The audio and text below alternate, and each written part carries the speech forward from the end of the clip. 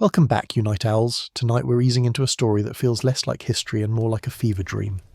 We're travelling back to a time when gods walked the earth, or at least a king decided he was the only one that mattered. You're not just a passive listener tonight, you're an observer, a ghost gliding through the golden courts of ancient Egypt, a witness to a pharaoh's rebellion. You feel the heat of the Theban sun on your skin, the grit of the desert wind in your teeth.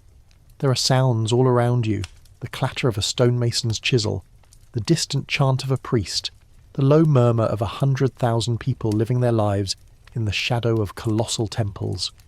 And in the middle of it all, a young man is about to tear it all down. A cheeky thought bubbles up in your mind. You probably won't survive this mental journey unscathed, but your curiosity is just too strong to resist. So before you get comfortable, take a moment to like the video and subscribe, but only if you genuinely enjoy what I do here. Now tell me, where are you listening from tonight? What time is it for you? Post it below.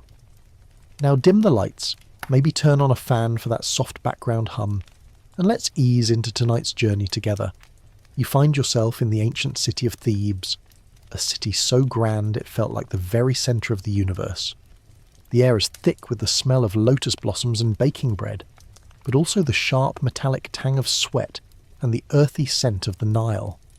The great temple of Amun-Ra dominates the skyline, its pylons reaching up like petrified hands to the heavens. Everywhere you look there are priests, their heads shaved clean, their bodies draped in fine linen, attending to the myriad of gods. This is the world you've been dropped into, the world of Amenhotep IV, a young king who's about to turn everything you see on its head. Amenhotep IV, you see, wasn't born a revolutionary. He was the son of Amenhotep III, one of Egypt's most powerful and successful pharaohs. His father's reign was a time of immense wealth and stability. Gold poured in from Nubia, and the gods were content, or so everyone thought. But the priests of Amun-Ra, the state god, had grown incredibly powerful. They controlled vast tracts of land, held immense wealth, and their influence rivaled that of the king himself. Our young prince, still in his father's shadow, watched all of this. He was a curious, perhaps even rebellious spirit. He saw the corruption, the bureaucracy, the way the priests seemed to hold the gods hostage for their own gain. He believed that the people had lost their way, that they were worshipping too many gods, losing sight of the true source of all life. His beliefs, as you can probably guess, were not popular. In fact, they were revolutionary. He didn't believe in the countless deities of the Egyptian pantheon. He believed in one, the sun disk, the Aten. The Aten to him wasn't just a god, it was the very essence of life, the source of all warmth and light, a universal force that didn't need a temple or a priest to be understood.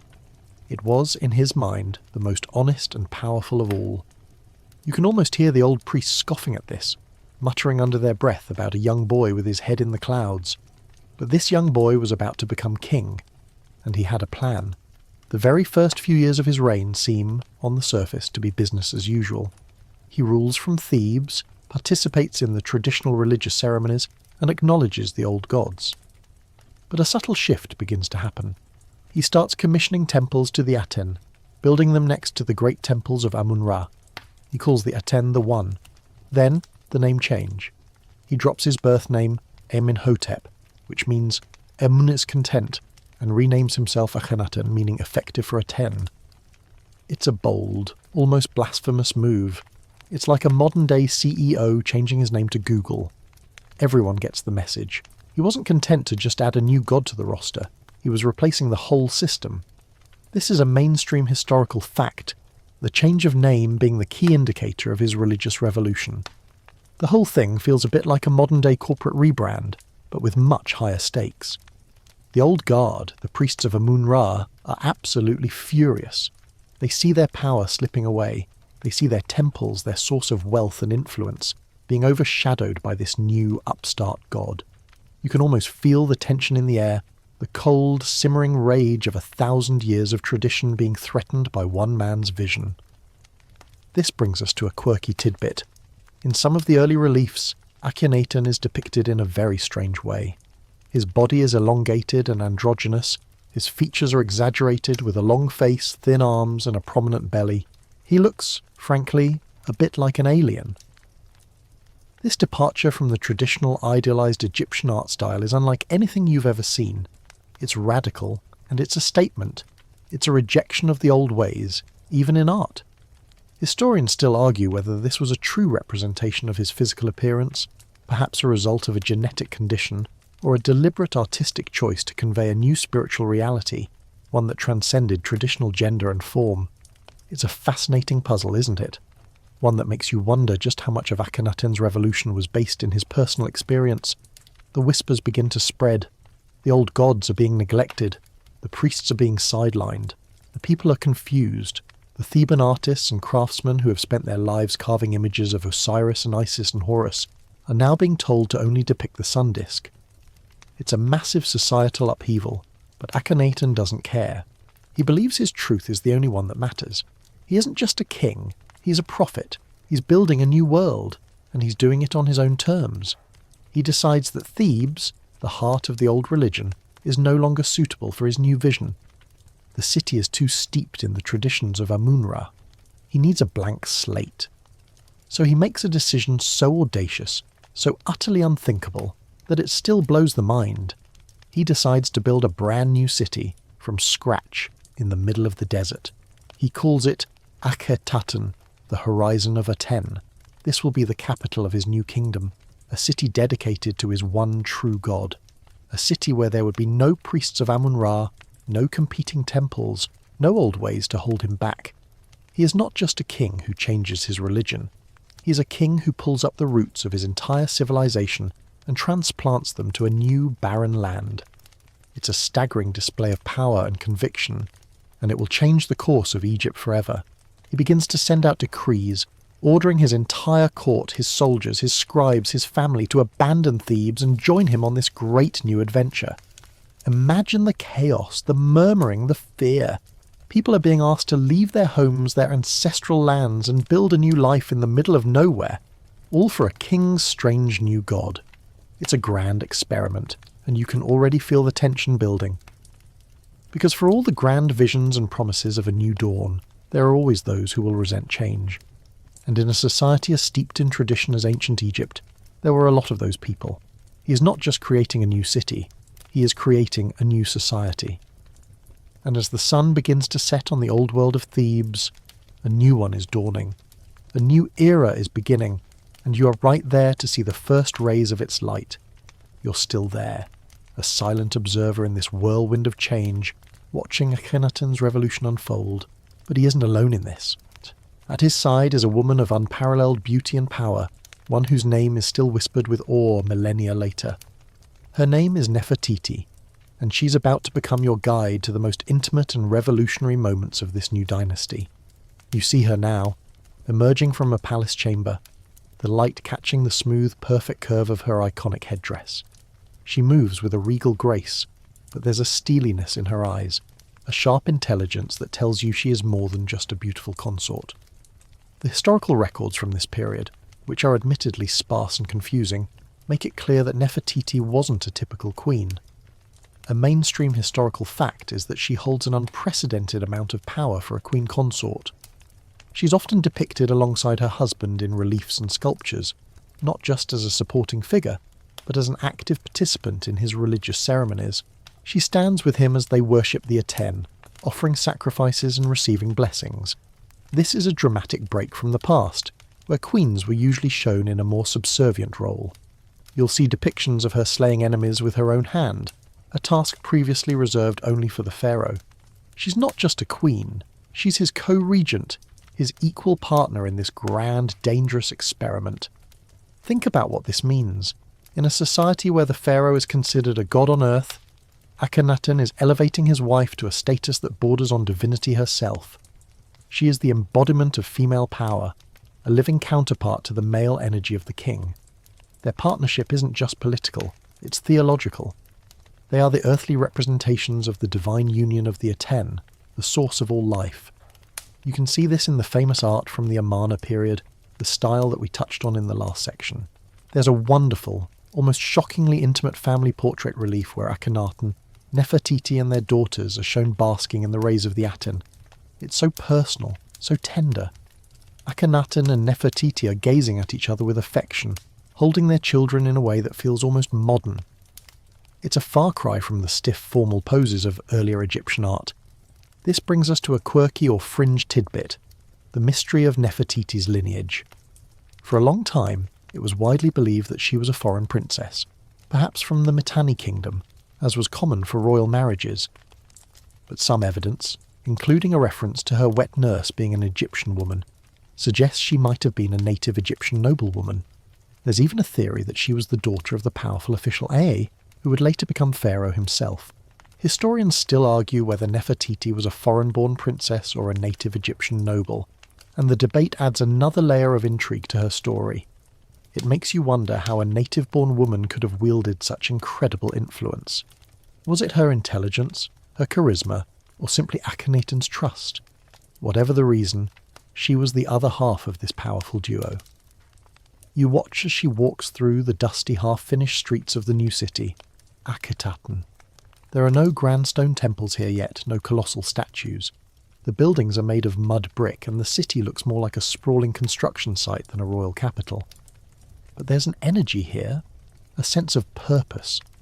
Nefertiti isn't just a figurehead, she's an active participant in the city's creation. She supervises the construction, inspects the living quarters, and speaks with the workers. She is the co-architect of this new world, and the people seem to adore her. It's a strange kind of rule they have, one that is built on a very different foundation than the reigns before them. Akhenaten and Nefertiti's power doesn't come from ancient traditions or the will of the priests. It comes directly from the Aten. They are the sole intermediaries between the sun god and the people. You can't pray to the Aten directly, you have to go through them. This gives them immense, almost absolute control. A bit like a company CEO who makes himself the only one with the key to the coffee machine. You don't get your morning caffeine fix without going through him. This absolute power, while it feels liberating for them, creates a deep sense of unease in the populace. They are no longer a part of the grand communal worship of the old gods. They are simply subjects waiting for the king and queen to grant them their divine favour. But for all her power, a chilling reality is also setting in. The old gods are not just being ignored, they are being actively suppressed. Akhenaten, with Nefertiti's full support, orders the names of the old gods, especially Amun-Ra, to be chiselled out of monuments all across the land. This is a massive undertaking, and you can imagine the fear and fury it must have caused. To an ancient Egyptian, to erase a god's name was to erase their very existence. It was a religious and social atrocity. The gods were a part of the fabric of their lives, their seasons, their harvest, their death rituals. To destroy them was to destroy their world, and in their place there is only the Aten, a distant, impersonal disk in the sky. The priests of Amun, now without their source of income and power, are not just angry. They are becoming a dangerous force of resistance. They spread whispers of blasphemy and heresy. They prophesy doom for a king who would dare to challenge the great gods of Egypt. And as a modern-day listener, you can't help but feel that they might have a point. The revolution, while grand and beautiful, is built on a foundation of absolute control and the total erasure of the past. It's a bit like tearing down the entire internet and saying, "Don't worry, I've made a new, better one, but you can only access it from my phone." It sounds cool in theory, but it's a terrifying prospect in reality. As you follow Nefertiti through the city, you see the contradictions of this new world. On one hand, there is a vibrant new art style, a celebration of life and nature and family. On the other, there is the simmering resentment of a people whose traditions have been ripped from their hands. Nefertiti is at the very centre of it all, a queen who is both a revolutionary and a symbol of power. She is the epitome of the new order, a beautiful, intelligent woman who's helping her husband forge a new dynasty. But she is also a part of the same system that is alienating and terrifying the very people they are meant to rule. She, more than anyone else, knows that their success is not guaranteed. The sun begins to set over the desert, casting long shadows across the new city. The work stops for the day, and you can hear the soft murmur of families gathering for their evening meal. Akhenaten and Nefertiti are still on the palace balcony, a silhouette against the fiery horizon. They are a united front, two people against a world of tradition and resentment. They've gone too far to turn back.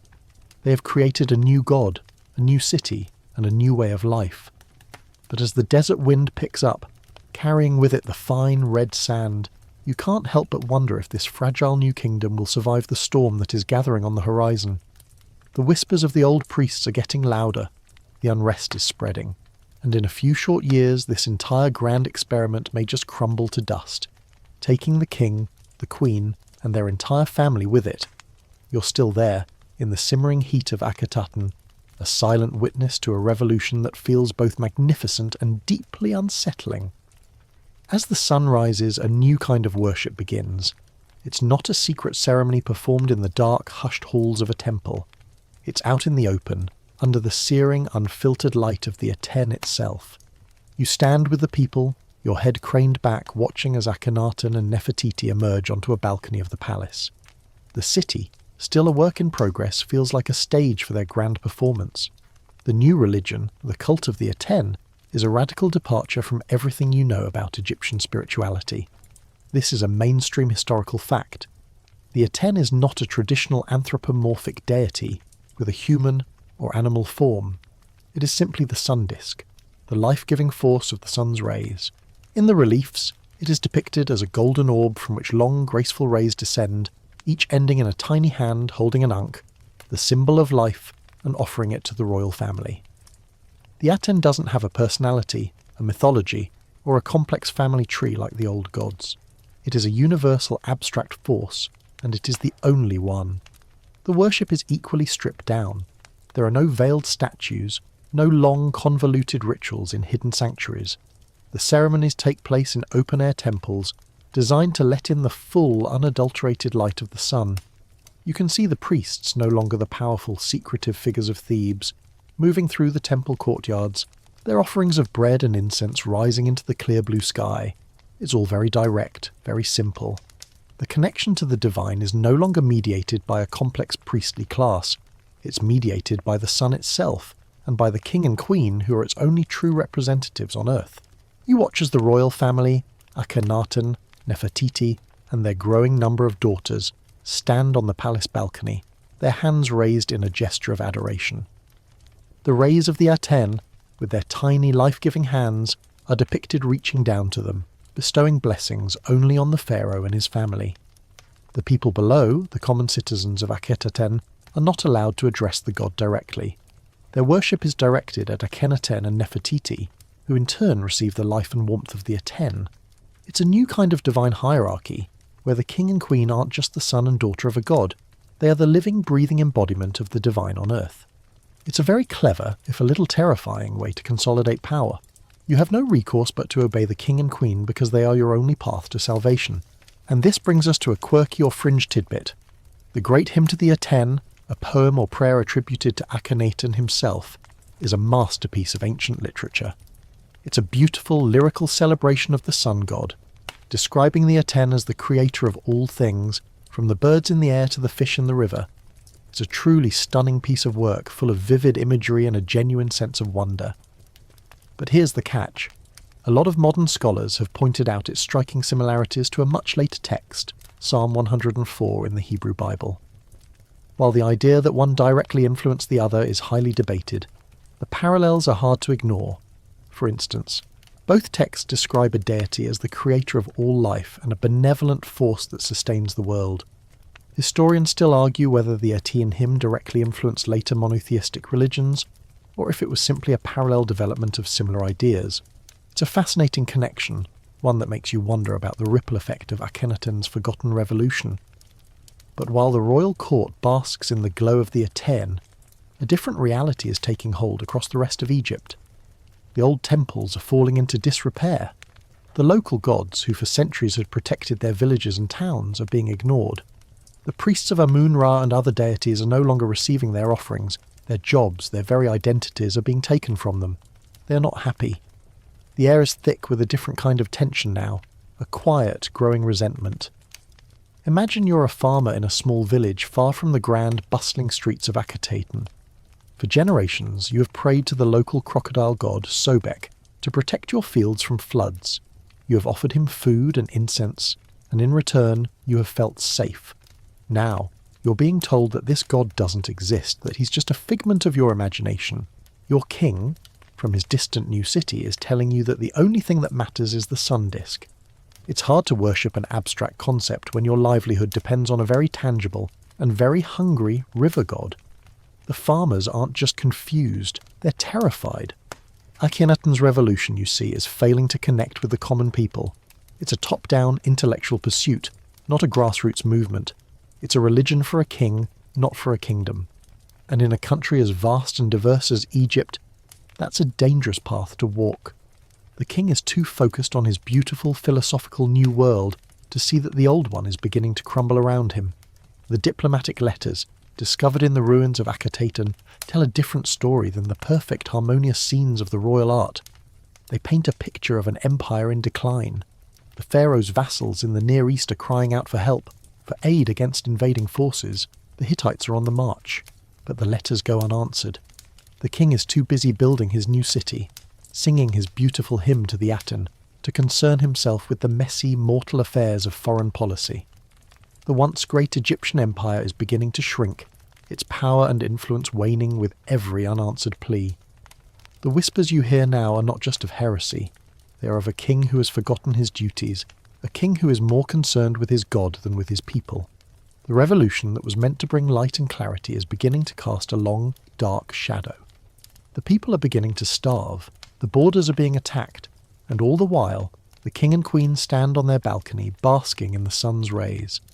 They believe they are creating a perfect new world, but in their hubris they are blind to the fact that their old one is falling apart. You look at Akhenaten and Nefertiti, at the stunning, idealized portraits of them, and you can't help but feel a sense of melancholy. They are so beautiful, so serene, so utterly convinced of their own righteousness. They are building a world in their image, a world of sun and light and beauty. But the reality is that the new world is a fragile one, built on the shifting sands of the desert. The old world, the world of the old gods and the ancient traditions, is not so easily defeated. It is still there, lurking in the shadows, waiting for its chance to reclaim what it has lost. The stage has been set for a tragic downfall, and you're right there to see it all unfold.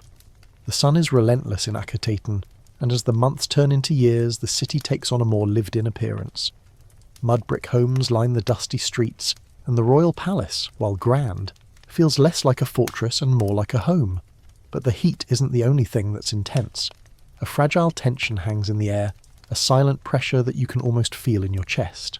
The beautiful, artistic and philosophical revolution that Akhenaten and Nefertiti ignited is running up against a very different, very harsh reality. You, as the unseen observer, get a front row seat to the daily dramas of this court. You see the scribes, their foreheads beaded with sweat, painstakingly writing out diplomatic letters on clay tablets. But the responses, when they come, are not what they expect. A mainstream historical fact is that a trove of these letters, known as the Amarna letters, were discovered in the ruins of the city. They paint a picture of an empire in crisis. The pharaoh's vassals, the kings and princes of city-states in the Levant, are sending increasingly desperate pleas. They write of invaders, of their lands being seized and of their people starving. They ask for soldiers, for gold, for Akhenaten to be the powerful, protective pharaoh they have always known. But the letters often go unanswered, or if they are answered, the response is too little, too late. Akhenaten seems preoccupied. His focus is inward, on his religion, on his city, on his family. His art reflects this. He is only concerned with the Aten and his own divine existence. The very real, very messy affairs of the empire seem to bore him. It's like a CEO who has become so obsessed with the company's new mission statement that he forgets to, actually sell anything. The business is failing, but he's too busy giving motivational speeches. The political landscape is, to put it mildly, a mess. The old alliances are fraying. The powerful Hittite Empire is taking advantage of Egypt's distraction, gobbling up territories in the north. Egypt's influence, which had been a constant for centuries, is now receding. You can hear the whispers among the soldiers and the guards. They talk of a king who is a visionary, yes, but also a fool. They speak of the glory of their fathers, when Amenhotep III had kept the world in line with a firm hand and a vast army. The old ways, they say, were better. And here's a quirky or fringe tidbit. Among the Amarna letters, There are a few that seem to be from a queen to a Hittite king, asking for one of his sons to come to Egypt and marry her. This has been a source of immense scholarly debate. Who was this queen? Was it Nefertiti, or another powerful royal woman? Perhaps Akhenaten's mother, Tia? The letter refers to the queen's husband being dead, so it would have been written after Akhenaten's death, but it shows just how chaotic and desperate the situation had become at the end of his reign. The thought of an Egyptian queen marrying into the family of their bitter enemy, the Hittites, is almost unimaginable. It's a testament to the level of diplomatic and political breakdown that Akhenaten's reign had caused. Historians still argue over the identity of this queen, and the story remains a dramatic but unresolved piece of the Amarna puzzle. Back in Akhetaten, the internal situation isn't much better. The king's religious revolution is causing a massive social upheaval. The old temples, the centres of community and trade, are falling into ruin. The priests of Amun are no longer powerful, but they are still a presence. They are like a dispossessed noble family, quietly plotting their return. They spread rumours of the king's madness, of his blasphemy. They warn of the wrath of the old gods, and their words are starting to resonate. The people, particularly the lower classes, are beginning to feel the pinch. The state is no longer as efficient as it once was. The great feasts and festivals of the old gods, which provided food and entertainment for the masses, are gone. The wealth that was once distributed through the priestly system is now centralised in the hands of the king and his court. You can hear the grumbling in the market squares. The once bright promise of the Aten, the new sun god, is beginning to feel a little too remote, a little too abstract. The old gods, for all their faults, were familiar. They had rituals, stories, and they were there. Akhenaten's god is just a ball of fire in the sky, and that's not exactly comforting when your crops are failing. You see a family of farmers, their faces etched with worry, making a small secret offering to a tiny, crudely carved statue of the god Osiris, the lord of the underworld. It's an act of defiance, a quiet protest against the king's revolution. They don't care about the theological arguments. They just want their gods back. They want their traditions back. This quiet rebellion is far more dangerous than any political uprising. It's a loss of faith in the king himself. Akhenaten, in his blissful ignorance, seems to be unaware of the storm brewing. He's a man of big ideas, but a man of little practical sense. He's a brilliant artist and a terrible king. He doesn't seem to understand that a kingdom is more than just a grand artistic vision. It's a living, breathing thing, full of people with real needs and real fears, and his single-minded obsession with his god is causing that kingdom to gasp for breath. It's like trying to build a new house on a perfect piece of land, but the foundation is cracking, and the roof is leaking, and the neighbours are trying to burn the whole thing down. And through all of this, Nefertiti, the beautiful and powerful queen, seems to be a more grounded figure. She appears to be more concerned with the practicalities of ruling. In some reliefs, she is shown receiving foreign dignitaries, a task that Akhenaten seems to have little interest in. She is the one who is trying to hold the empire together while her husband builds his spiritual palace, but even her power has its limits. She can't stop the tide of change, the slow but inexorable decay of their kingdom. The sun sets, and as you watch the light fade from the sky, a strange sense of foreboding washes over you. The peace of Akhetaten feels fragile, almost illusory. You can almost hear the ghosts of the old gods whispering on the wind, their names chiselled out of stone, their influence still very much a part of the land. The revolution is on a knife's edge. The king and queen, in their hubris, have created a beautiful but unstable utopia, and the rest of Egypt, the old gods and the old ways, are simply waiting for it to fall. The stage is set for a dramatic and in many ways tragic final act, and as you wait, you can't help but wonder what will happen to the royal family, especially the next generation, born into this perfect but deeply flawed world. As the sun continues its steady march across the sky, and as the political tensions outside Akhetaten simmer, a different kind of life is unfolding within the palace walls. It's a life of grace, of family, and of something that feels both tender and deeply strange to your modern eyes. You're now a witness to the birth and childhood of Akhenaten and Nefertiti's daughters. There were 6 of them, a veritable brood of princesses who would grow up in the shadow of their father's revolution and their mother's quiet strength. A mainstream historical fact is that Akhenaten and Nefertiti had 6 confirmed daughters: Meritaten, Meketaten, Ankesenparten, Nefer Neferuaten Tasherit, Nefer Neferua, and Zetepenre.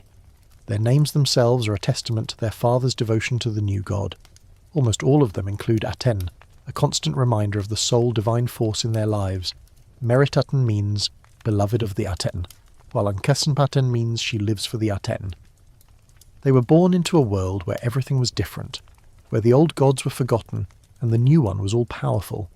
They were raised not just as princesses, but as the living, breathing symbols of a new kind of divine family. You can see them in the reliefs, their small elongated bodies mirroring their parents' peculiar artistic style. They are shown with their parents in intimate personal settings, something that was almost unheard of in previous Egyptian art. You see them playing with their parents, sitting on their laps, and even kissing them. The most famous example is that beautiful relief of Akhenaten Nefertiti and their 3 eldest daughters bathed in the sun's rays. It feels so human, so relatable. It's like a family photo, but with a god in the background. It is a stunning visual representation of Akhenaten's belief that his family was the only true conduit to the divine. This brings us to a quirky or fringe tidbit. In some depictions, particularly those showing the death of their second daughter, Meketaten, the grief of the royal family is palpable. The parents are shown weeping, their bodies bowed with sorrow. It is a scene of raw, honest emotion, again, a complete break from the traditional Stoic art of Egypt. Historians still argue whether these depictions of grief were a genuine reflection of their feelings, or a calculated political statement to show their humanity, and therefore their connection to the people. But as you look at the images of the mourning parents, it's hard to believe that this was not a real, deeply felt sorrow.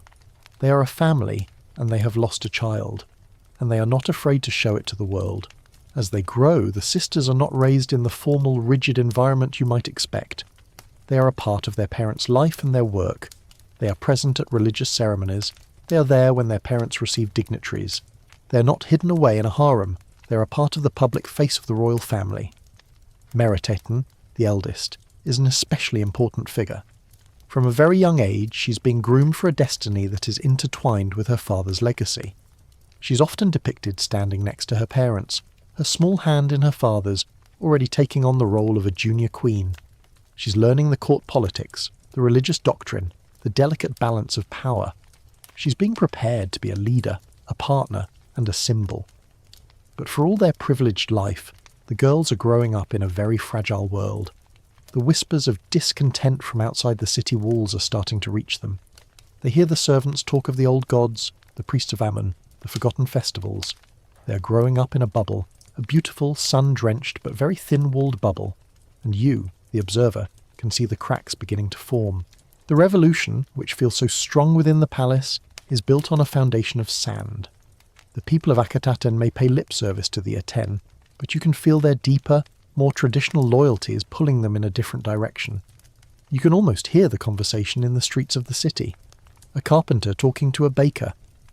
The king's daughters are so beautiful, he might say. They are the image of the Aten's grace. But the baker might respond, yes, but they do not have the protection of Isis, or the wisdom of Thoth. They are only the daughters of the sun.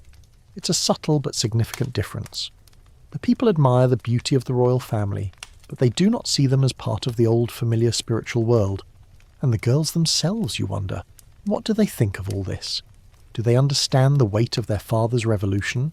Do they see the fear in the eyes of the servants, the quiet defiance of the guards? Or are they too young, too innocent, too protected by the gilded cage of their palace to understand the danger they are in? Meritaten in particular must have felt this pressure. She is the firstborn, the heir apparent, the one who is being prepared for a unique and unprecedented role. She's not just a princess, she is a princess of a new kind of monarchy, a monarchy that is tied not to tradition, but to the personal vision of one man. Her future, her very identity, is inextricably linked to her father's success. And as the political landscape becomes more and more unstable, her future becomes more and more uncertain. You see her as a young girl, her hair in braids, her small face serious and thoughtful. She's practicing her lessons, her hand moving across a clay tablet. She's learning about the Aten, about her father's great hymn, about the new world they are building. But you, with your knowledge of the future, can't help but feel a pang of sorrow for her. She is a child being prepared for a role that will require her to be a woman of great strength, great conviction, and great sacrifice. She will be forced to make choices that are unimaginable to you, choices that will blur the lines between family, faith, and power in a way that is both shocking and historically significant. The sun begins to set, and the city of Akhenaten is bathed in a warm, golden light. It looks beautiful, perfect, but you can see the cracks in the walls, the dust on the statues, the silent creeping anxiety in the faces of the people. Akhenaten and Nefertiti may have their divine family, but they are losing their grip on their mortal one, and as the night falls, you can't help but feel that a tragedy is coming. The royal sisters are growing up and their childhood is about to end, replaced by a harsh reality they are completely unprepared for. You are still in the court of Akhenaten, but the perspective is shifting, drawing closer to the eldest daughter, Meritaten. She's no longer a small, playful child in her mother's arms. She's a young woman now, her slender frame having taken on a new grace, her face a reflection of her parents' unique beauty. She is the crown princess, and the weight of that title is heavier than any gilded necklace. Her life is a meticulously planned, carefully orchestrated performance, a living embodiment of her father's religious and political vision. Her education, you can imagine, was unlike that of any princess before her. A mainstream historical fact is that in the New Aten religion, the royal family wasn't just at the top of the social pyramid, they were the pyramid. They were the intermediaries, the sole link between the divine and the mortal. Meritaten was raised to understand this. She was taught not just to read and write, but to be a symbol, to be a partner in her father's grand religious project. She learned the nuances of the Aten cult, the intricacies of the hymns, and the importance of her role in the daily ceremonies. You see her standing beside her father, a hand raised in a gesture of worship, her eyes fixed on the sun disk, a perfect picture of piety and devotion. She's been groomed to be the perfect royal daughter, the perfect priestess, the perfect queen. But for all her polished exterior, you can sense the immense pressure she's under. She is the living proof of Akhenaten's revolution, the first of the new generation to be born into this new world. Her every action is a political statement. She cannot simply be a girl. She must be the beloved of the Aten. She must be a living example of the faith. She is a pawn, albeit a very important one, in a game of religious and political chess. You can't help but feel a pang of sympathy for her, a young woman whose life is not her own, but is instead a tool for her father's legacy. This brings us to a quirky or fringe tidbit. In some of the artistic depictions, there is a queen who seems to have an unusual title, Great Royal Wife of the King. This title, typically reserved for the pharaoh's chief wife, Nefertiti, is sometimes attributed to Meritaten. This has led some historians to suggest that she may have been elevated to the rank of co-regent alongside her mother. It's a fascinating but still debated idea. It shows just how unusual Akhenaten's court was, and how he was willing to bend the rules of tradition to suit his own purposes. Historians still argue about whether Meritaten was elevated to Great Royal Wife during her father's reign, or if the title was given to her later, after Nefertiti's disappearance from the historical record. Whatever the truth, it points to her growing importance in the royal court, and a destiny that was becoming more and more intertwined with her father's. You see Meritaten attending to her duties with a quiet dignity. She receives foreign dignitaries, though these meetings are less frequent and more tense than they once were. She oversees the daily rituals, the offerings to the Aten, the ceremonies that are now the only form of public worship. She's an elegant and effective partner to her father, but you can see the cracks in the facade. She sees the empty streets, the unfinished buildings. She hears the whispers of discontent from the palace guards. She's intelligent enough to know that something is wrong, that the perfect sun-drenched utopia her father has created is not as stable as he believes it to be. The political landscape is, as we know, in a state of decay. The Amarna letters are a testament to this, and Meritaten, who would have been privy to their contents, must have understood the gravity of the situation. Her father, the great visionary, seems to be willfully ignoring the disintegration of his empire. He's more concerned with composing hymns than with commanding armies, and Meritaten, who is being prepared to inherit this crumbling kingdom, must feel a deep sense of dread. Her life, and the life of her sisters, is a study in contrasts. On the one hand, they are living in a palace of immense wealth, surrounded by incredible art and beauty. They are the centre of their father's universe, adored and revered. But on the other hand, their lives are a public performance, a constant scrutiny. They are not just daughters, they are symbols, and their kingdom is failing. A bit like being the child of a rock star who is so busy writing the next great album that he forgets to pay the bills. The music is beautiful, but the house is about to be repossessed. Meritaten's world is a strange one.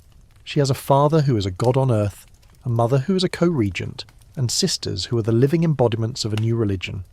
But she also has no cousins, no aunts, no uncles. Her world is small and tightly controlled. She is isolated, a princess in a bubble. The only people she truly knows are her family, and even within that family the dynamics are shifting and complex. The old world is still there, lurking in the shadows, waiting. Meritaten would have known about it, not from experience but from stories. She would have heard the quiet murmurs of the old servants about the gods of Thebes, about the rituals of Amun, about a world that was richer, more stable and more familiar. She would have seen the secret offerings to the old gods, the quiet defiance of a people who have not yet forgotten their past. She is a queen of a new world, but a world that is not yet fully formed, and one that may never be. You see her at a banquet, her face serene, her posture perfect. She is a vision of grace, a perfect reflection of her parents' artistic ideals.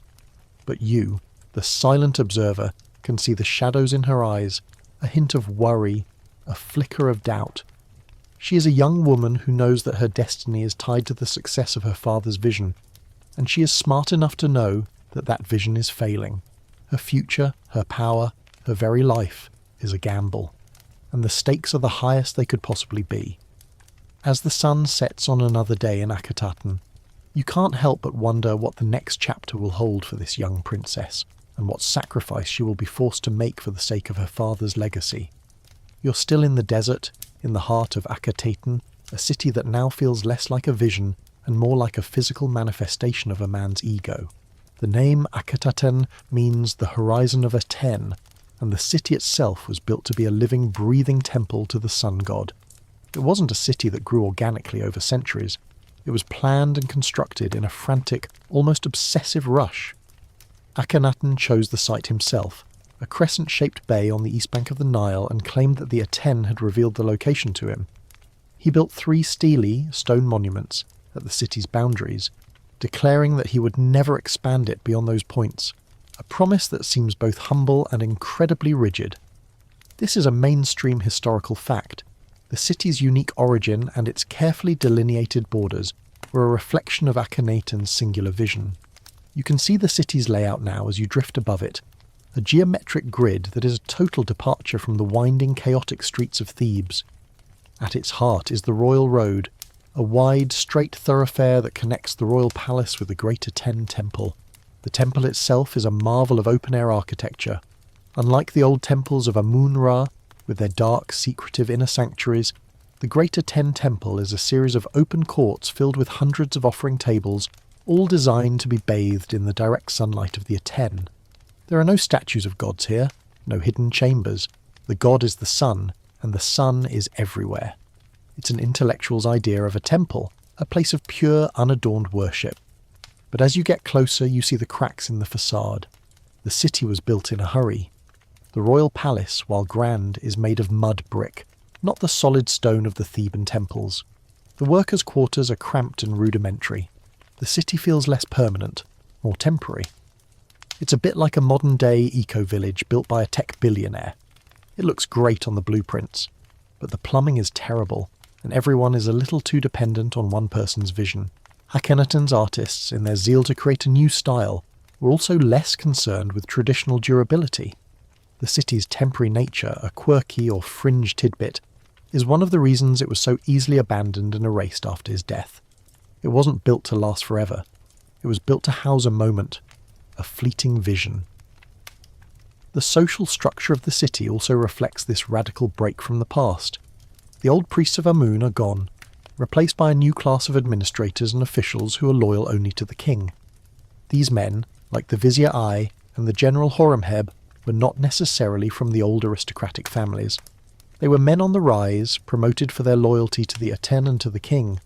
Akhenaten's revolution, in a way, was a kind of social levelling, but a very specific, self-serving one. He replaced the old, entrenched power structure with a new one that owed everything to him. Historians still argue whether Akhenaten's reforms were a genuine attempt at social and religious change, or a cynical power grab to seize control from the powerful priesthood of Amun. The truth, as usual, probably lies somewhere in the middle. Life in Akhenaten for the average citizen must have been both exhilarating and deeply unsettling. On the one hand, they were part of a grand experiment, a new city built from nothing in the middle of a desert. The king was a prophet, a living god, and they were the chosen people of his new kingdom. The art of the period, so vibrant and alive, reflects this new optimism. But on the other hand, their world was small, isolated from the rest of Egypt. They were surrounded by people who all believed the same thing, and there was no room for dissent. Their faith, their livelihood, their very lives depended on the whim of a single visionary king. What happens if the king's vision fails? The external political situation which we touched on before is a constant quiet threat. The Amarna letters, those desperate pleas from vassals, continue to arrive. The pharaoh's foreign policy is now managed by a series of administrators, but the pharaoh himself seems uninterested in their content. He is a king who believes that if he worships his god correctly, the rest of the world will simply fall into place. It's a beautiful thought, but a terrible strategy. You see a group of soldiers, their armour dusty, their faces grim.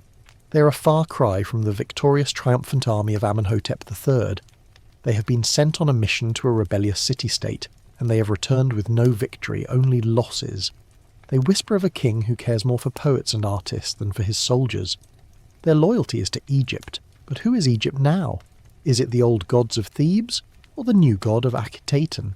The lines are blurring, and the men who are supposed to protect the empire are beginning to feel a sense of betrayal. As you walk through the city, you see the unfinished monuments, the discarded blocks of stone, the vacant lots. The city feels incomplete, a testament to a grand plan that was perhaps too ambitious for the man who conceived it. The sheer scale of the project, building an entire city in a decade, is breathtaking. But the haste shows in the quality of the work. It's a city of ambition, but not of permanence. The life of the royal family, however, continues to be a public spectacle. You see Akhenaten and Nefertiti, their children at their side, riding in their chariots through the streets, offering blessings to their people. They are a picture of divine grace, a family united in faith. But as you watch them, a sense of foreboding washes over you. This fragile, beautiful kingdom is like a house of cards. It's a work of art, but it's not a fortress. And the world outside the city, the world of the old gods and the old ways, is getting ready to blow. They are all living in a city that is a testament to the power of a single idea, but they are completely unprepared for the reality of the world they have chosen to ignore. The great experiment of Akhenaten, with its beauty and its hubris, is about to face its most difficult test. The air in Akhenaten is still and heavy, but a new kind of energy crackles through the royal palace. A grand ceremony is being prepared, one that will solidify Akhenaten's vision and secure the future of his fragile kingdom. The time has come for Meritaten, the eldest daughter and crown princess, to fulfill her destiny. And that destiny is one that would shock the sensibilities of any modern listener, and indeed was shocking even for some of the old world Egyptians. You're a silent guest at the most controversial wedding in ancient history. A mainstream historical fact is that Akhenaten married his own daughter, Meritaten. She's referred to as Great Royal Wife in a number of inscriptions and reliefs, a title that was also held by her mother, Nefertiti. The evidence is clear. In the later years of his reign, Akhenaten had two great royal wives at the same time, Nefertiti and now Meritaten. It is a stunning, deeply unsettling revelation for anyone who sees a family as we do today. But in the context of Akhenaten's reign, it was a logical, almost inevitable conclusion. You stand on the periphery, watching as the procession begins. The priests of the Aten, no longer in the shadowy temples of the old gods, are in their finest linen. The officials of the court, the ones who have risen to power under Akhenaten's patronage, stand with solemn faces. And in the centre of it all is Meritaten. She's no longer just a princess, she's a queen. Her face is serene, her posture perfect. She wears the double-feathered headdress of a great royal wife, a title that signifies her status as the chief consort of the pharaoh. But she is just a teenager, a wife to her own father. It is a moment of profound and profoundly strange significance. The purpose of this union is what really separates it from the kind of relationship that would be considered abhorrent today. It was not, in the eyes of the Akhenatans' court, a sexual or romantic union in the way we understand it. It was a theological and political one. Akhenaten believed, as we have discussed, that his family was the sole living link to the Aten. The divine essence of the sun god flowed through his veins, and the only way to keep that essence pure, to keep the bloodline of the divine family untainted by mortal concerns, was to keep it within the family itself. This is a crucial point to understand, and it is the key to understanding this entire bizarre period. He wasn't just a king, he was a god, and his family was the divine family on earth. To marry his daughter was in his mind an act of sacred duty, a way to ensure the continuity of the divine presence on earth. And here is a quirky or fringe tidbit that adds another layer of complexity to this story. There is a scholarly theory that Akhenaten may have been suffering from a genetic condition, a form of Marfan syndrome or a similar disorder, which could have been passed on to his children and may have led to his distinct elongated features. Historians still argue whether Akhenaten had a genetic disorder, and if so, whether the peculiar artistic style of the Amarna period was a realistic depiction of his family, or simply a new stylistic choice. It's a fascinating thought, isn't it? That a physical reality might have been elevated to a spiritual one, with the king's unusual appearance becoming a sign of his divinity. The marriage to Meritaten, a daughter who would have inherited some of his physical traits, would have been, in his mind, a way to ensure the purity of this divine lineage. The wedding ceremony itself is a departure from the old ways. There is no grand procession to a temple of Amun-Ra, no complex rituals involving the old gods. It is a simple, elegant ceremony held in the open air, a public testament to the new religion. The sun's rays, depicted in the art as graceful, hand-ended beams, shine down on the royal couple, a visible blessing from their one and only god. The people, who have been told for years that the royal family is the only link to the divine, would have seen this marriage as an act of profound religious significance. It wasn't a marriage of two people, it was a marriage of two divine vessels, a union meant to protect the world. But even as the public ceremony unfolds, you can sense the deep undercurrent of unease. For all the theological justification, it's still an act that feels wrong, even in the context of ancient Egypt. The old gods, who had their own complex family trees, had their own rules about such things. Osiris and Isis were brother and sister, but they were also different gods with different realms. Akhenaten is taking it a step further, blending family, divinity and power into one, deeply disturbing cocktail. You can hear the quiet whispers of the old priests, the ones who still cling to the old ways. He is mad, they would say. He is blaspheming the gods. This will bring ruin upon us all. Their words, once dismissed as the bitter rantings of a displaced elite, are beginning to sound more and more like prophecy. The political landscape is still crumbling, the empire is still shrinking, and now the king has taken a step that is not just politically controversial, but is religiously and morally transgressive to the old ways. He is not just a revolutionary, he is now a heretic in the eyes of the majority of his people. As the sun begins to set, casting long dramatic shadows across the city of Akhenaten, the newly married couple, Akhenaten and Meritaten, stand side by side. They are a picture of solemn, almost otherworldly serenity, but you, the observer, know what they are. They are a symbol of a revolution that has gone too far, a king who has become so obsessed with his own divinity that he has forgotten his humanity, a princess who has been made a queen and a wife, not out of love, but out of political and religious necessity. This great royal marriage, meant to ensure the purity of the bloodline, is in fact a sign that the revolution is beginning to curdle. The light of the Aten, which once seemed so bright and full of promise, is beginning to feel a little too hot, a little too blinding, and in the oppressive silence of the desert night, you can almost hear the old gods, forgotten and forsaken, laughing. The marriage of Akhenaten and Meritaten wasn't just a shocking family affair. It was a profound statement, a theological and political act designed to address the very real problems facing the king's revolution. You stand in the palace, watching the newlywed couple, and you realise that this is not a union of love, but one of purpose. The purpose, as we've begun to understand it, was multi-layered, a complex tapestry of religious conviction, political necessity, and a deeply held belief in the divine nature of the king. First and foremost, the marriage was an effort to keep the bloodline pure.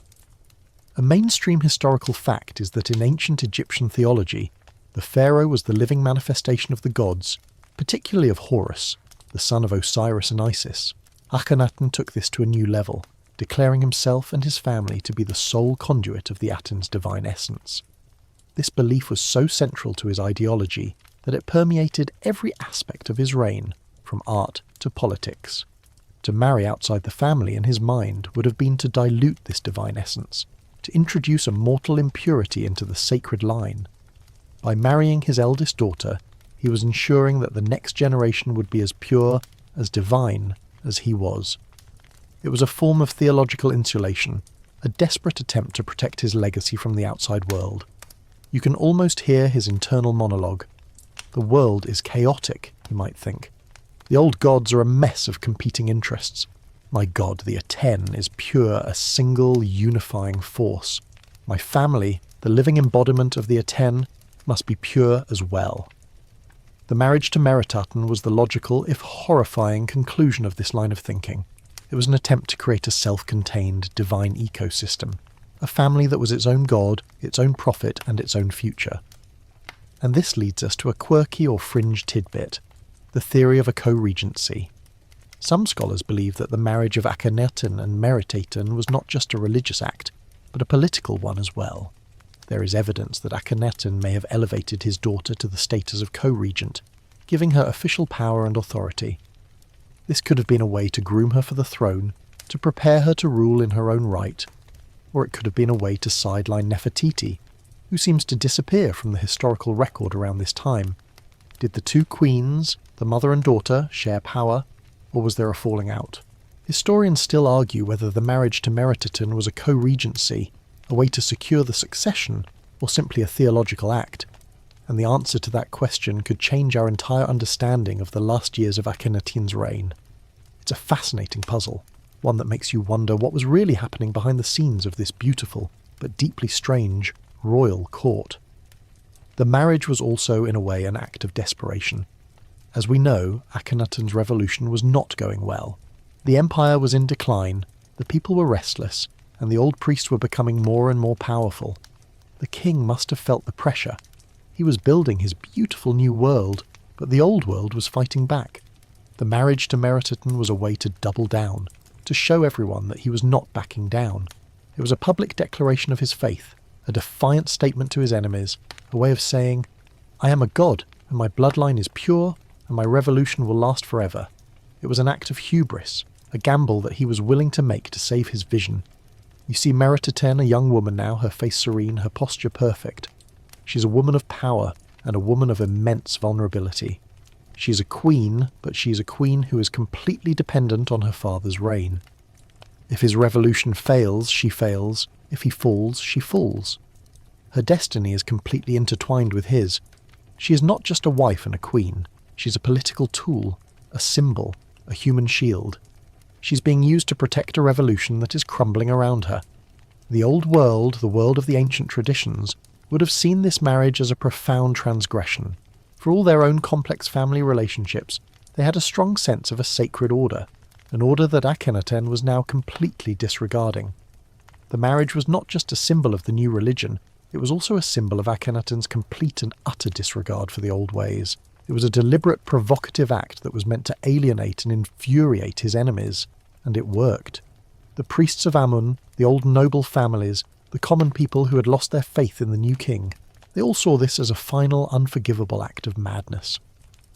The sun sets, and the city of Akhetaten is bathed in a final golden light. Akhenaten and Meritaten stand on the balcony of the palace, their hands raised in worship to the Aten. They are a picture of solemn, almost otherworldly serenity. But you, the silent observer, know that their world is a fragile one. It is a world of art and philosophy, of grand ideas and beautiful visions. But it is also a world of political decay, of internal dissent, and of a king who has forgotten how to be a king. The marriage, meant to secure the future, is in fact a sign of the end. It is the final desperate act of a man who knows that his time is running out. And as the night falls, you can't help but feel that the beautiful, but deeply flawed experiment of Akhenaten is about to meet its inevitable and tragic end. The years following the great royal marriage are a time of quiet decay. The golden age of Akhenaten, the vibrant revolutionary period of new art and new faith, is now fading into a long, drawn-out twilight. You feel the change in the air of Akhenaten, not as a sudden storm, but as a slow, inexorable wilting. The brilliant light of the Atene, which once felt so full of promise, now seems to cast long, harsh shadows. The city that was once a frantic construction site is now a place of neglect.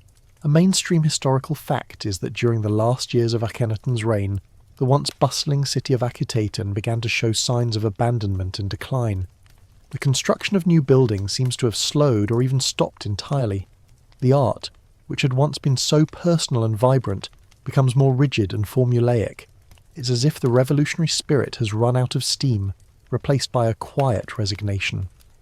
The vision is no longer fresh, it is simply what is. The king who had once been so full of energy and purpose now seems to have withdrawn, both from his people and from the affairs of his empire. You see it in the smaller details. The once clean streets are now littered with dust and debris. The open-air temples, once filled with the energy of a new faith, now feel empty and desolate. The sound of the stonemason's chisels is gone, replaced by a quiet, mournful silence. The people, who once looked to the palace for their divine guidance, now seem to have their eyes on the horizon, as if waiting for a change, any change. And the political situation, as we know, has only gotten worse. The Amarna letters, which had once been filled with desperate pleas, are now replaced with a terrifying silence. The vassals of Egypt have either been conquered by the Hittites, or have chosen to make their own alliances, abandoning a pharaoh who has abandoned them. The once great Egyptian empire is now a shadow of its former self. It's a bit like a tech company that has a brilliant new product, but has completely failed to keep its servers running. The idea is great, but the infrastructure is crumbling. The world is moving on, and Akhenaten is left behind, obsessed with a vision that no longer matters to anyone but him. This brings us to a quirky or fringe tidbit, the mystery of Nefertiti's disappearance. In the final years of Akhenaten's reign, the Great Queen, the co-regent who had once been a symbol of female power, simply vanishes from the historical record. She's no longer depicted in reliefs or inscriptions. Her name is erased from some monuments. What happened to her? Did she die? Did she fall from favour? Did she perhaps become a co-ruler in her own right, under a different name? The theories are many and fascinating. One theory is that she became a female pharaoh, reigning under the name Neferneferuaten. Historians still argue whether Nefertiti died, was exiled, or took on a new name to become co-regent with her husband. Her disappearance is one of the greatest mysteries of this period, a sudden and total eclipse of a woman who had once shone as brightly as her husband. And so, Meritaten, the young queen, is left to rule by her father's side. She is the public face of a decaying empire. She must have seen the signs, the crumbling city, the disappearing queen, the quiet fear in the eyes of her people. She's a woman of immense power, but that power is tied to a man who is becoming more and more detached from reality. He is a king who is losing his kingdom, a prophet who is losing his followers, and Meritaten in her solemn duty is being asked to go down with the ship. You can almost feel the air of melancholy in the palace now. The once vibrant family scenes are replaced with a quiet, almost funereal atmosphere. The children, the once lively sisters, are no longer depicted in the playful, intimate scenes of their younger years. They are shown as solemn, miniature versions of their parents. Their elongated bodies and serene faces are testament to a faith that seems to be losing its grip. The once fierce resentment of the old priests of Amun-Ra has now been replaced with a kind of quiet confidence. They are waiting. They know that this revolution cannot last. They know that the old ways, the old gods, are too deeply ingrained in the heart and soul of Egypt to be forgotten. They are like a deep-seated root system, patiently waiting for the flimsy sapling of the Aten cult to wither and die. They are the past, and they know that the past will always return. Akhenaten himself, in his final years, seems to have become more isolated. He is a man who is alone in his belief. He is a king who has pushed his people to the very brink, and they are now pushing back, not with a roar, but with a silent, passive resistance. The grand vision of Akhenaten is now a lonely and desolate place. a city in the middle of a desert that no one seems to want to live in anymore. The twilight of Amarna is a sad and sombre period. It is the end of a beautiful but deeply flawed experiment. It is the end of a king's dream and the beginning of a tragic end for his entire family. The people who have been waiting so patiently are about to get their wish. The sun will set on the Aten, and the old gods will once again rise, and you, the observer, are about to witness the final dramatic act of this grand and ultimately heartbreaking story. The great experiment of Akhenaten is over, and the time for reckoning is at hand. The revolution is dead, and the restoration is just beginning. The twilight of Akhenaten's reign is a slow descent into darkness, a quiet, mournful end for a king who once shone so brightly. The beautiful, flawed experiment of Akhenaten is now a ghost town in the making, and Akhenaten himself is a shadow of the visionary he once was. You feel the change in the air, a finality that is both tragic and inevitable. The end is near, and you are here to witness it. A mainstream historical fact is that Akhenaten's death is a complete mystery. We don't have a clear record of his final days, his cause of death, or even his burial site. He seems to have simply vanished from the historical record, leaving behind a crumbling city and a kingdom in disarray. The most widely accepted theory is that he died in the 17th year of his reign, at around the age of 30, a young man with a grand vision that was not destined to last. His death, however, did not come with the grand funerary rituals and public mourning of a typical pharaoh. It seems to have been a quiet, almost secret affair, a final indignity for a king who had so deeply alienated his people. You can almost feel the sombre mood in the palace. The vibrant family scenes of the past are gone, replaced by a quiet, almost funereal atmosphere. The last depictions of Akhenaten show him as frail, his body perhaps succumbing to the very genetic condition that may have made him look so distinct. The king, once a god on earth, is now just a man, and a sick one at that. He is alone in his final moments, surrounded by a court that is either loyal to his vision or simply biding its time. His beautiful city, his grand temples, his beautiful family, all of it is now tinged with a deep, profound sadness. He is a king who has lost everything, a prophet whose prophecies have failed. And this brings us to a quirky or fringe tidbit, the theory of a damnatio memoriae, or a condemnation of memory. The idea is that after his death, Akhenaten's name and image was systematically and deliberately erased from history by his successors. They literally chiselled his name out of monuments, tore down his temples, and tried to pretend he never existed. It's a striking and brutal act of historical revisionism, a total rejection of his entire reign. Historians still argue whether this erasure was an act of official policy by the new pharaohs, or a grassroots movement by a people who were tired of his failed revolution. Whatever the cause, it was a complete and utter repudiation of everything he stood for. You can almost see the scenes unfolding in your mind's eye. The sound of the chisels, the scraping of stone on stone, a deliberate and methodical destruction. The beautiful revolutionary art of the Amarna period is being defaced, its figures of the royal family being smashed, its hymns to the Aten being wiped clean.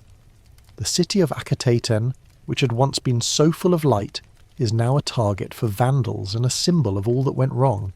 It's a sad, violent end for a beautiful idea. It's like watching a grand, historical version of a disgruntled employee deleting their entire work from the company server. The empire, which had been teetering on the brink, is now in a state of chaos. With the king dead, the old power structures are beginning to reassert themselves. The priests of Amun, who had been quietly biding their time, are now a powerful and unified force. They see their chance, and they take it.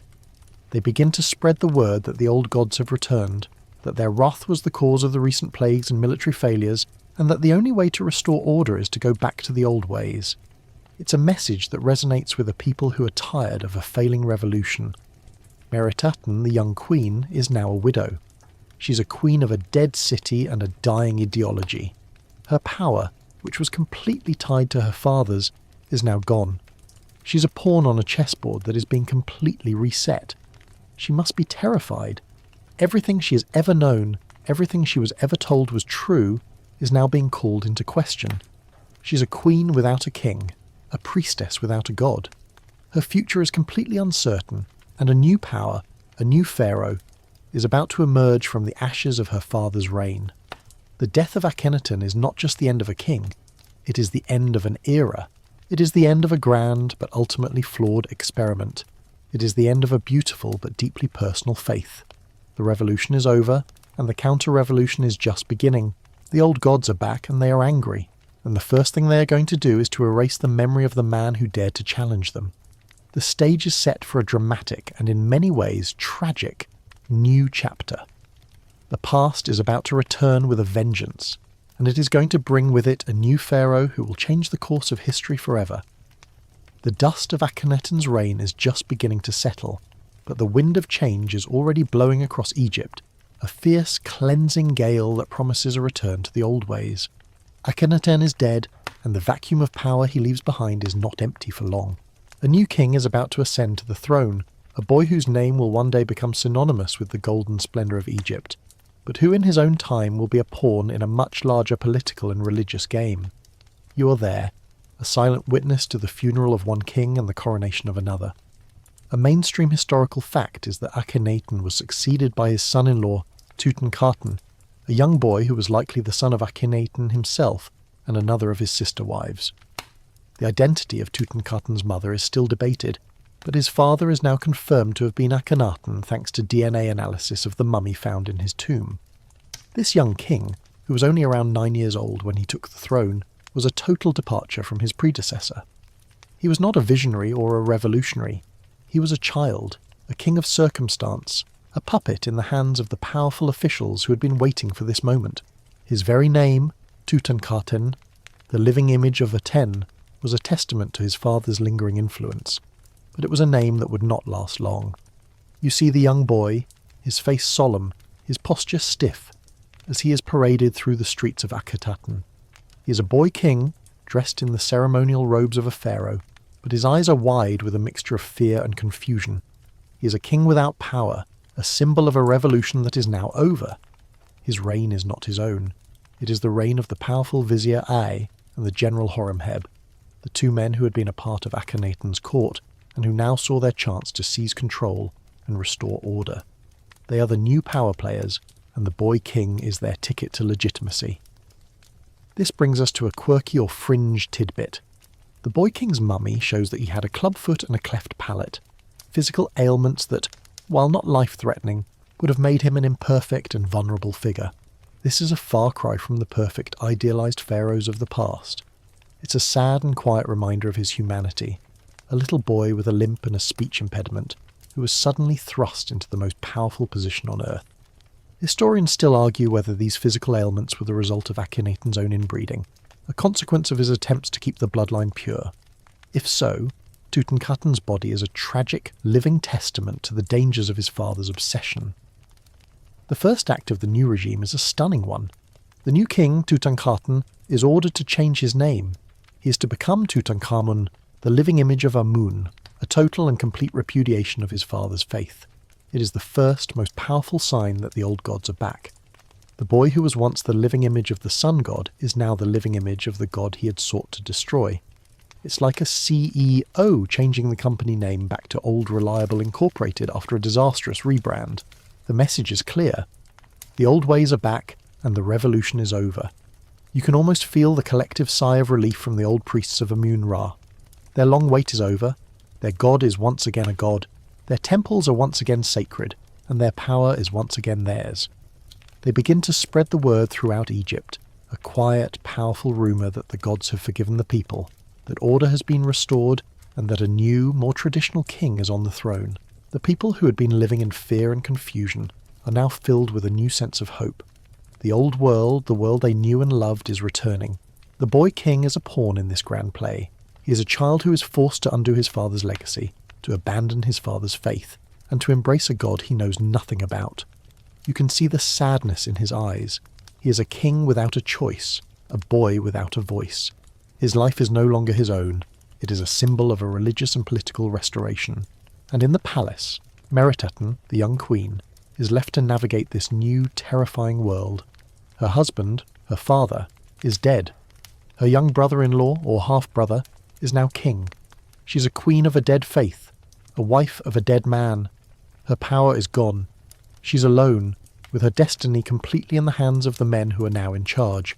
She's a symbol of all that went wrong, a living reminder of the heretic king who dared to challenge the gods. Her future is now completely uncertain, and a new drama is about to unfold. The counter-revolution is a quiet but powerful thing. It is not a bloody coup or a violent overthrow. It is a slow, methodical return to the past. The temples of Amun are being restored, the old hymns are being sung again, the names of the old gods are being put back on the monuments, the memory of Akhenaten is being erased, and the new king, Tutankhamun, is leading the way. The boy who was a part of the revolution is now a part of the counter-revolution. He is a king of the old ways, and he will be used to completely undo his father's legacy. The heretic king is dead, and the new king is here to clean up the mess. And the stage is set for a dramatic final act. The great experiment of Akhenaten is over, and the time for reckoning is at hand. The dust of Akhenaten's reign is still settling, but the world has already moved on.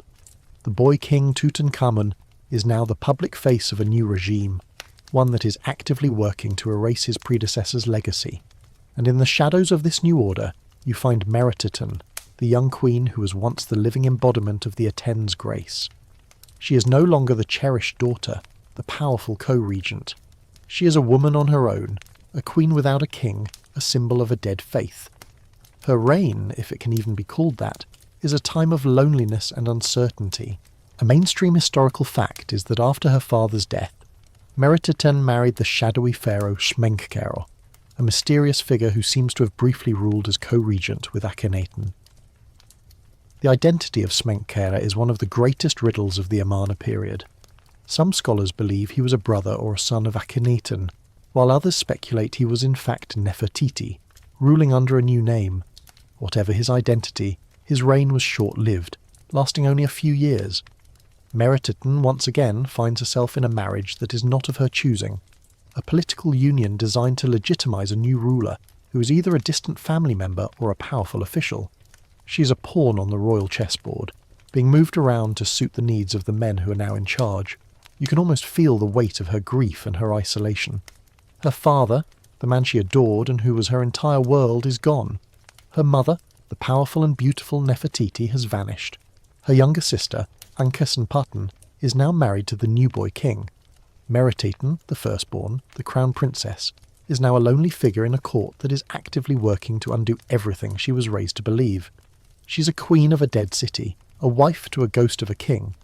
She must have felt a profound sense of abandonment, of betrayal. Her entire life, her entire identity, was based on her father's vision, and now that vision is being torn down, brick by brick. This brings us to a quirky or fringe tidbit. A single jar handle was found at Amarna with the name of Merititen and Smenkhkare on it, a tiny, almost insignificant piece of evidence that is the only proof of their reign at the city. It suggests that for a brief time the young couple may have ruled from Akhenaten, a last-ditch effort to keep the city of the Aten alive. But the city was already a ghost town. They were the king and queen of a city that was a monument to a failed dream. It is a sad, poetic image. A young couple holding on to a city that is crumbling, a faith that is dying, a legacy that is being erased. Historians still argue whether Smenkhkare and Merititen attempted to continue the Amarna revolution from the capital, or if their short reign was simply a brief transition before the return to Thebes. The power of the counter-revolution is a slow, methodical thing. It is not a violent overthrow, but a quiet, powerful return to the past. The priests of Amun, who had been silenced for so long, are now a unified and powerful force. They are not just restoring the old gods, they are actively working to erase the memory of Akhenaten and his family. The memory of the heretic king is being condemned, and everyone who was a part of his reign is being cast in the same shadow. Merititen, as his daughter and his wife, is a living reminder of his heresy. Her very presence must have been a source of immense tension in the court. She is an artifact of the old ways, a testament to a revolution that everyone now wants to forget. You can almost hear the quiet murmurs of the new court. The old noble families who had been pushed aside by Akhenaten are now back in power. The priests of Amun are once again at the centre of the political and religious world. They are bringing back the old rituals, the old gods, the old traditions. They are cleaning up the mess that Akhenaten left behind.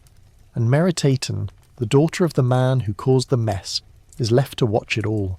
She's a queen in name only, her power gone, her future uncertain. She's a woman who has lost her family, her home, and her god. Her short reign with Smenkhare is a sad, poignant footnote in history. It is a brief moment of holding on, of trying to keep a dream alive. But the dream is over. The people have had enough. They are tired of the heretic king, tired of the new city, tired of the new god. They want to go back to the old ways, back to the old gods, back to the old city of Thebes. And the new pharaoh, Tutankhamun, is the perfect symbol for this return. He is a boy, an empty vessel, a king who can be moulded to suit the needs of the new regime. He is a king who will lead the people back home, and Meritaten, the Queen of the Twilight, is left behind. The final great and tragic act of this period is about to begin, the return to the old ways and the final abandonment of Akhenaten. The air in Akhenaten grows stiller, the silence more profound. Akhenaten's death and the short, mysterious reign of Smenkhare mark the end of the great experiment. The sun god's city, a testament to a man's singular vision, is now a tomb of a failed revolution. And in the heart of this silence, a new plan is being forged. The old guard, the Vizier A, and the General Horemheb, the real powers behind the throne, are preparing to take the next and most important step in the restoration of Egypt. They are going to bring the court home. You are a silent witness to the exodus. The royal family, led by the young boy king Tutankhamun and his wife, Ankhesenpaten, Meritaten is now gone from the record, her fate a mystery, is leaving the city of their birth, the city of their god, for the sprawling ancient capital of Thebes. It is not a celebratory return. It is a slow, methodical retreat. The old priests of Amun-Ra, who have been quietly biding their time, are now the ones in charge. They have won. Their god has won. A mainstream historical fact is that Tutankhamun's reign is marked by a complete and total abandonment of Akhenaten and a return to the old capital of Thebes. The young king, under the guidance of his powerful advisors, issues a decree known as the Restoration Stela, a document that is a complete and utter repudiation of his father's reign. The Stela, which was found in the temple of Amun at Karnak, speaks of the temples of the old gods being in a state of ruin, of the gods turning their backs on Egypt. It is a brilliant piece of propaganda, a way of rewriting history to blame all of Egypt's woes on the heretic king and to credit the new boy king with saving the country. It is the official, final nail in the coffin of Akhenaten's revolution. The journey to Thebes is a long and arduous one. You travel with the royal family, with the soldiers and the servants, a long winding procession across the desert sands. The air is filled with a sense of relief, but also a quiet sense of foreboding. The young king and queen are leaving behind everything they have ever known, everything they were raised to believe. They are going to a city that is alien to them, a city of old traditions and old gods. They are going home, but it is not a home they know. And in Thebes, the reception is not what you would expect. The people are joyous, yes, but there is also a sense of tension. The priests of Amun are a powerful force, and they are not forgiving. They see the young king and queen, the children of the heretic, and they must be filled with a quiet sense of triumph. Their god has won, and they are now in control. The old god's power has been restored, and their temples, which have been left to rot, are now being rebuilt with a fervour that borders on obsession. This brings us to a quirky or fringe tidbit. The Restoration Stela, for all its power and its purpose, is not without its flaws. It was originally carved with Tutankhamun's name, but at some point it was recarved with the name of Horemheb, the general who would later become pharaoh. This suggests a fascinating but still debated chain of events. Did Horemheb, the real power behind the throne, seize control after Tutankhamun's death and simply erase the young king's name? Did he take credit for a restoration that had already begun? Historians still argue whether Horemheb was a loyal general or a cynical, power-hungry man who erased the legacy of Tutankhamun as well. It is a tantalizing glimpse into the brutal power politics of the period, a world where the past is not just remembered, but actively rewritten. The return to Thebes is not just a physical journey, it is a spiritual one. The young king and queen, Tutankhamun and Ankhesenpaten, are now being re-educated. They are being taught the old hymns, the old rituals, the old ways of the gods. The name of their goddess, Aten, is being replaced with Amun. Ankhesenpaten, she lives for the Aten, becomes Ankhesenamun, she lives for Amun. It is a complete and total repudiation of her past, a sacrifice of her very identity for the sake of her kingdom. She, the daughter of the heretic king, is now the wife of a king who is dedicated to erasing her father's memory. You can almost feel her quiet desperation. She's a pawn, a symbol, a victim of a power struggle that is much bigger than her. She has lost her father, her mother, her sister, and now her god. She is a queen of a new world, but a world that is not her own. She is a queen who is forced to celebrate the destruction of everything she was raised to believe. She is a living testament to the tragedy of her family, a silent figure in a court that is now full of the joyous noise of the old gods. The return to Thebes is a triumph for the priests of Amun. Their god has won, their power has been restored, they are rebuilding their temples, their wealth, their influence. But for the young king and queen, it is a sad and lonely journey. They are home, yes, but it is a home that feels alien to them. They are surrounded by people who are celebrating the destruction of their family's legacy. And in their private moments, you can almost hear them whispering the old name, the old hymns, to a god that is now forbidden. Their return to Thebes is a sad and quiet end for a beautiful but deeply flawed revolution. A final, poignant act in the tragedy of the heretic king. The old gods are back and they are not happy. The royal procession has returned to Thebes, and the city, for the first time in 2 decades, is filled with a sense of purpose and a furious energy. Akhenaten's revolution, once so powerful and all-encompassing, is now being systematically and mercilessly undone. You are a silent observer in the temple of Amun-Ra at Karnak, a witness to a great spiritual and religious cleansing. The air is thick with the scent of incense and the sound of chanting, a stark contrast to the quiet, dusty silence of Akhenaten. A mainstream historical fact is that the priesthood of Amun, once sidelined and impoverished by Akhenaten, now reasserted its immense power. They were not just a religious force, they were a political and economic one. Their temples, which had been stripped of their gold and their land, were now being restored with a vengeance. The priests who had been quietly biding their time were now the arbiters of divine will. They were the ones who were going to lead Egypt back to its golden age, and they were going to do it by completely and utterly destroying the memory of the heretic king. The great temple of Amun at Karnak, a symbol of the old faith, is now the centre of a furious counter-revolution. The young king, Tutankhamun, is now their instrument. He is the one who is leading the charge, guided by the powerful Vizier Ai and the General Horemheb. He is the one who is issuing the decrees, ordering the temples of the Aten to be torn down, the names of the old gods to be recarved on the monuments, and the hymns of the old faith to be sung once again. He is a boy, but he is a powerful symbol. He is the son of the heretic king, but he is also the living image of Amun. He is proof that the gods have forgiven the people, that the old ways are the true ways, and that order has been restored. The process of unravelling the new religion is not a quick one. It is a slow, methodical, almost ritualistic undoing of a man's life work. You see the stonemasons, their chisels in hand, working tirelessly to chip away at the reliefs of Akhenaten and his family. The beautiful, fluid art of the Amarna period is being defaced, the serene faces of the royal family being smashed, the delicate, life-giving rays of the Atene being hammered into oblivion.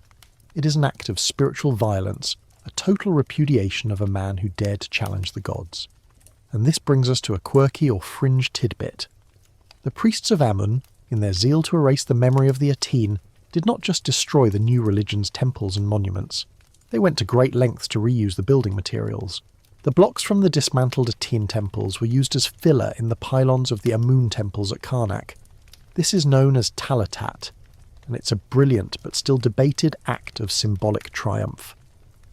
By burying the stones of the Atene temples within their own, the priests were not just destroying the old religion, they were absorbing it, making it a part of their own power.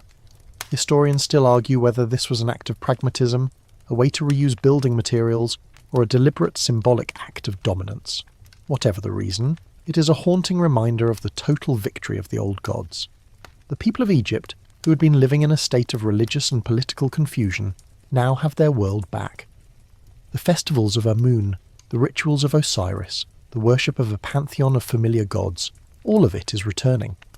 The priests are once again the centre of their communities, providing guidance, performing rituals, and ensuring the smooth running of the world. The return to the old ways is not just a religious act, it is a social and political one. It is a return to order, to stability, to a world that feels familiar and safe. The young queen, Ankhesenamun, is a living testament to this return. Her very name, She Lives for Amun, is a constant reminder of the new order. She is now the chief consort of the king, a role she performs with a quiet dignity. But in her private moments, you wonder what she is thinking. She is a woman who was raised to believe in one God, and is now forced to worship 100. She's a wife to a boy who is actively working to destroy her father's legacy. She's a living contradiction, a symbol of a past that everyone is trying to forget. The counter-revolution is a complete success. The memory of Akhenaten is being erased, his city is being abandoned, and his god is being forgotten. The heretic king is no longer a part of history. He is a cautionary tale, a lesson in what happens when a king dares to challenge the gods. The new order is a triumph of tradition over revolution, of stability over vision. It is a return to the old ways, and a total and complete repudiation of a man who dared to be different. The stage is set for the final act, the complete and total erasure of a man and his legacy. The dust of Akhenaten's reign is still being scrubbed from the monuments of Egypt. The counter-revolution is not just a return to the old gods, it is a systematic, brutal and total erasure of a man and his legacy. You are a ghost, moving through the great temples of Thebes, watching a great act of historical revisionism unfold. The memory of the heretic king is being condemned, and the evidence of his existence is being methodically destroyed. A mainstream historical fact is that Akhenaten's reign was purposefully omitted from later king lists and official records. The ancient Egyptians, who were meticulous record keepers, deliberately skipped over his name and the names of his immediate successors, jumping straight from Amenhotep III to Horemheb. This created the illusion that the heretic king and his short-lived dynasty never existed. He was no longer a part of the grand tapestry of Egyptian history. He was a black hole, a moment of madness that everyone was trying to forget. This is the ultimate punishment for an ancient king: to be forgotten, to have your name, your legacy, and your very existence wiped from the face of the earth. You can almost feel the weight of this historical injustice. The men who came after him, the Vizier Ea and the General Horemheb, were not just restoring the old gods, they were seizing power, and they were doing it by completely discrediting the king who had come before them. Akhenaten's vision, his art, his beautiful city, all of it was now a symbol of heresy and failure. They had a powerful motive to erase him. By making him a villain, they became heroes, the saviours of Egypt, the men who brought the gods back to their rightful place. And this brings us to a quirky or fringe tidbit. The heretic king was also known as the enemy of Akhenaten in later texts. This is a fascinating name because it suggests that Akhenaten was not just seen as a religious heretic, but as an enemy of his own city, his own people. It's a powerful and deeply ironic condemnation. The city he built to be a living testament to his god was now a ghost town, a symbol of all that went wrong, and he himself was seen as its ultimate enemy. Historians still argue over whether Akhenaten's damnatio memoriae was a grassroots movement by the people, or a top-down policy by the new rulers. The fact that the name was not just erased, but actively replaced with a new derogatory one, suggests a powerful, official campaign to discredit him. The process of erasing Akhenaten was a physical one too. The beautiful reliefs and sculptures of his reign were defaced, their faces smashed, their names chiselled out. You see the broken statues of the royal family, lying in the dust of Akhenaten, a sad, poignant reminder of a king who had dared to be different. The Atean temples, once filled with light and life, are now piles of rubble, their stones being reused as filler in the pylons of the Theban temples. It is a total and complete destruction, a final act of vengeance by a people who had been wronged. The young king, Tutankhamun, is an unwitting participant in this grand act of erasure. His own tomb, discovered centuries later, would contain artifacts with his father's name on them, a quiet, almost secret rebellion against the official policy. But in his own time, he was a king who was forced to disown his own family, to erase his own father's legacy. He was a boy who was being used to whitewash history, to rewrite the past to suit the needs of the new power brokers. The heretic king is gone, and in his place is a blank space. The grand tapestry of Egyptian history, once so vibrant and full of life, now has a missing piece. The beautiful but deeply flawed experiment of Akhenaten is now a ghost story, a cautionary tale whispered in the dark. The counter-revolution is a total success. The old gods have won, and the new ones have been forgotten. The memory of the king who married his own sister to keep the bloodline pure is now a part of the great forgotten past of Egypt, a memory that will only be recovered thousands of years later by the painstaking work of archaeologists. And in the silent, crumbling ruins of Akhetaten, a single broken statue of a heretic king is a quiet, haunting reminder of a man who dared to challenge the gods, and lost. The dust of Akhenaten's reign has settled, and the new world of Tutankhamun and the restored gods of Amun has taken its place. But what of the great queen, Meritaten, the daughter who married her own father, the one who was a symbol of a dead faith, a living testament to a revolution that everyone now wants to forget? Her fate, like so much of this period, is shrouded in mystery. You're a detective, a silent ghost, searching for clues in the fragmented historical record, trying to piece together the life of a woman who was actively erased from history. A mainstream historical fact is that Meritaten's name disappears from the record shortly after the death of her father and the brief reign of her husband, Smenkhkar. She simply vanishes. There are no records of her death, no tomb, no mention of her later life. The last we see of her is as the queen of a dying city, a queen without a king, a symbol of a revolution that is crumbling around her. Her name, which once meant beloved of the Aten, must have become a source of immense danger to her in the new court of Thebes. She was, in every sense of the word, a living ghost, a reminder of a past that was being actively and violently suppressed. The most widely accepted theory is that she died shortly after her father, perhaps from natural causes or from a plague that may have swept through the city. Her tomb, if it ever existed, has never been found. It's a sad and quiet end for a woman who was born into a life of power and divinity. But what if she didn't die? What if her fate was more complicated, more mysterious?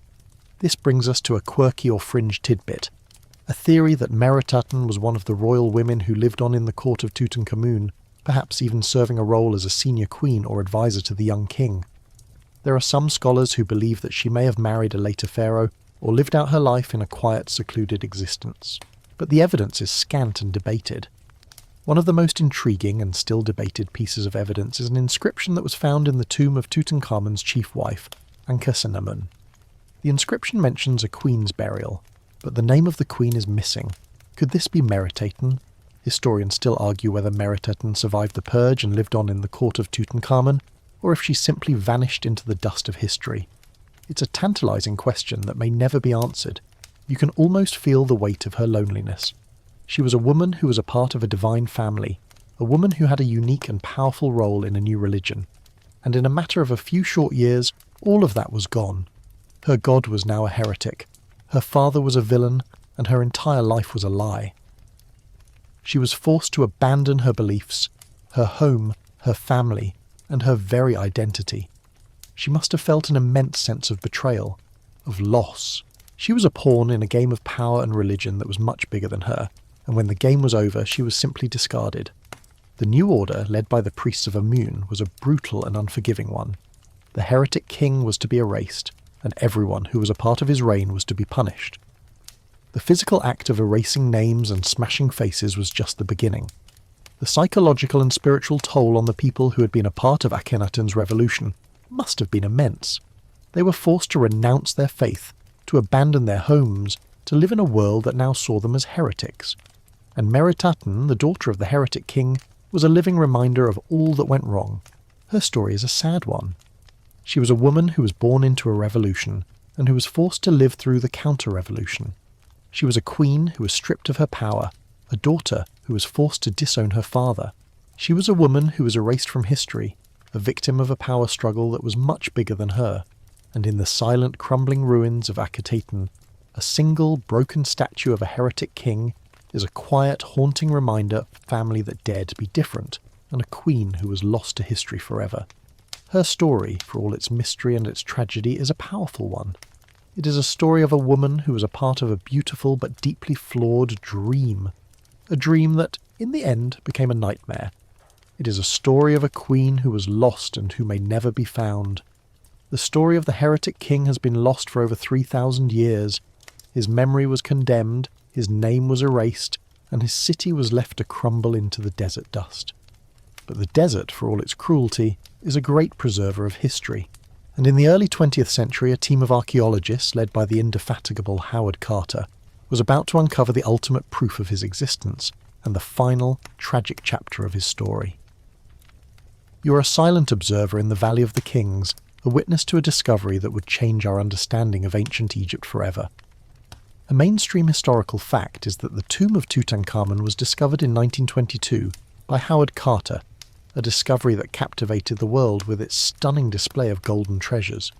But for all its beauty and wealth, the tomb itself was a secondary burial, a small, hastily prepared tomb for a young king who had died unexpectedly. But what it contained was the key to unlocking the mystery of the Amarna period, the final undeniable proof of the heretic king and his family. The treasures were not just beautiful, they were a roadmap to a forgotten history. The objects in the tomb told a story that the official records had tried to erase. The beautiful fluid art of the Amarna period was everywhere. The famous golden throne of Tutankhamun, for instance, shows him and his wife Ankhesenamun in the style of Akhenaten's art, with the rays of the Aten reaching down to them.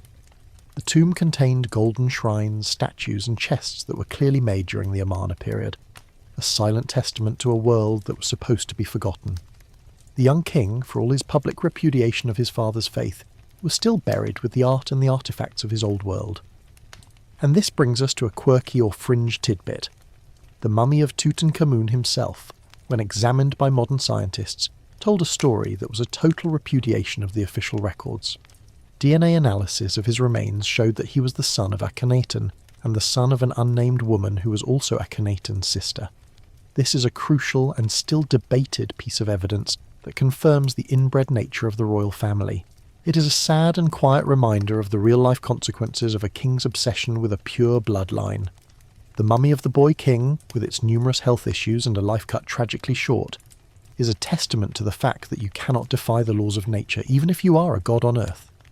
Historians still argue whether the physical ailments of Tutankhamun, and by extension his father, were a result of their inbreeding. The story that emerges from the dust and the gold is a tragic one. It is the story of a king, Akhenaten, who had a vision that was too grand for his time. A king who was a brilliant artist and a terrible politician. A king who was so obsessed with his own divinity that he lost his kingdom, his family, and his legacy. It is the story of his daughter, Meritaten, who was a queen of a dead city and a wife of a dead faith, and whose fate is lost to history. It is the story of his son, Tutankhamun, who was a pawn in a great power struggle, a king who was forced to erase his own father's memory. And it is the story of a great counter-revolution, a total and complete repudiation of a man and his legacy. The discovery of Tutankhamun's tomb was not just an archaeological find, it was a resurrection. It was the moment when the heretic king, who had been erased from history for over 3,000 years, was finally brought back to life. His beautiful, flawed and deeply personal art was once again brought into the light, and his story, for all its tragedy and its mystery, was once again told. The ghost of Akhenaten was finally able to rest, his legacy no longer forgotten, but now a part of the grand, beautiful and deeply complicated tapestry of Egyptian history. The story of the king who married his own sister to keep the bloodline pure is a story about the dangers of hubris, the limits of power, and the enduring power of tradition. It is a story about a man who tried to change the world and in the end was changed by it. It is a story that reminds us that history is not just a list of names and dates, but a living, breathing thing, full of passion and betrayal and loss. And now, as the sun sets on our journey, and you are far from the desert heat and the silent, crumbling ruins of Akhenaten, you can close your eyes and feel the quiet peace of a story that has finally found its end. The heretic king, his beautiful queen, his lost daughter, and his boy son are now all just a part of the silent golden past, their story preserved not in stone, but in the heart and soul of the world they once ruled.